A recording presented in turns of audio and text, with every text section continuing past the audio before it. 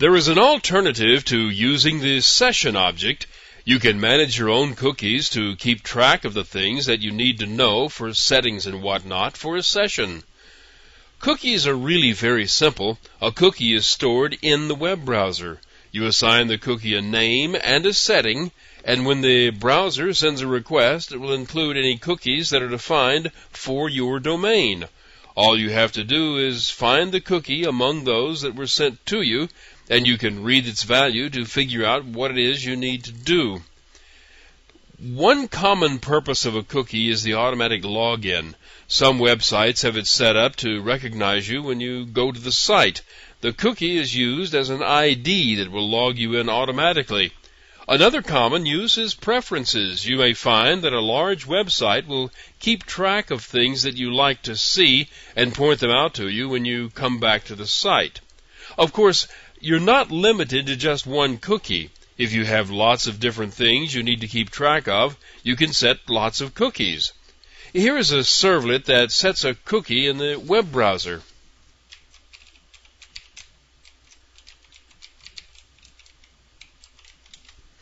This servlet starts off by looking for a cookie by a specific name. If it finds it, it will use the values that are stored in it for display. If it doesn't find it, it creates a new cookie and stores it in the browser. This servlet creates a web page that shows the contents of the cookie. The first thing to do is to get the array of cookie objects stored inside the request object. You see, every cookie stored in the web browser is associated with a domain name.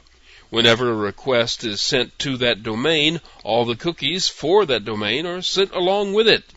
This means the list of cookies is short. It only contains the cookies that have been sent to this domain, and you get the entire list in the form of an array of cookie objects. If there are no cookies for this domain, the array is null.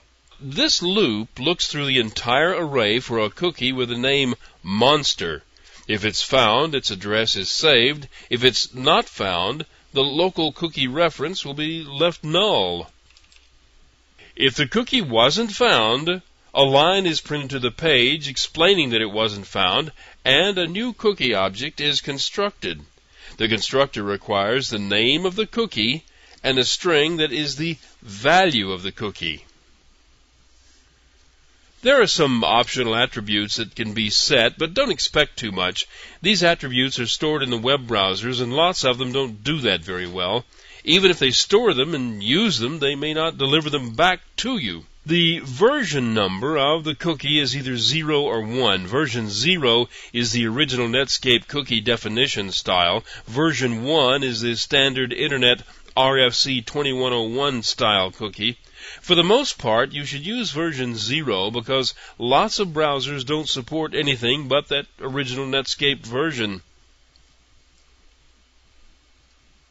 This security setting, if true, indicates the cookie and its value should be transmitted only through a secure protocol, such as HTTPS or SSL. Now this one, the max age, can be important.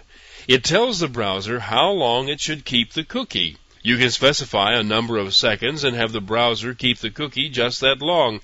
That way, you can have it keep the cookie and return it for a day or a week or a month or a year or whatever period of time you would like. If you set the time to 0, the cookie is deleted immediately. If you set it to a -1, the way it's done in this example, the cookie only lasts as long as this session lasts and will be deleted as soon as the web browser shuts down or moves on to another domain. Looking at some of the cookies on my system shows that the ones with automatic login are set to a month or 2, and they're updated every time I log in, so as long as I go to the site once a month or so, I'll be logged in automatically. In this example, we only update the cookie information in the web browser if it doesn't already have the cookie. That's done with this call to the response method addCookie. If the cookie was returned from the browser, the message to that effect is added to the page and no change is made to the cookie in this program or in the browser. And all that's left to do is finish the page. The values stored in the cookie are shown, whether they were inserted locally or they came in from the web browser. Here's how it looks. Here you see the page as it is displayed when no cookie was sent by the web browser. It is specified at the top of the page that no cookie was sent here from the browser, but that means that this program called the add cookie method to send a cookie to be stored, so the next time this page is requested, it should show up. And you can do that by simply reloading the page. There. The only thing that changed in appearance on the page is that top line that says the cookie came from the browser, but the values shown are the ones that came with it. Let me emphasize that you may not always get back all the values you expect. What happens is entirely up to the web browser, and there are lots of different web browsers, and they all have their own ways of doing things. For example, you may send an expiration time for your cookie, and that time may be set correctly inside the files of the web browser, but it may not send that back to you as part of the request command. So you may not be able to tell what the expiration date is. That doesn't mean you can't use it. Just go ahead and set it and trust the browser to get it right.